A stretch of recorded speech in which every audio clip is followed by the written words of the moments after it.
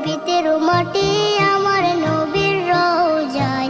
তোমরা যদি যাও গো মদিনায়, তোমরা যদি যাও গো মদিনায়। ইয়া রাসূলুল্লাহ ইয়া হাবিবাল্লাহ, ইয়া রাসূলুল্লাহ ইয়া হাবিবাল্লাহ। মদিনা শরীফের মাঝে বেহেশতের বাগান আছে,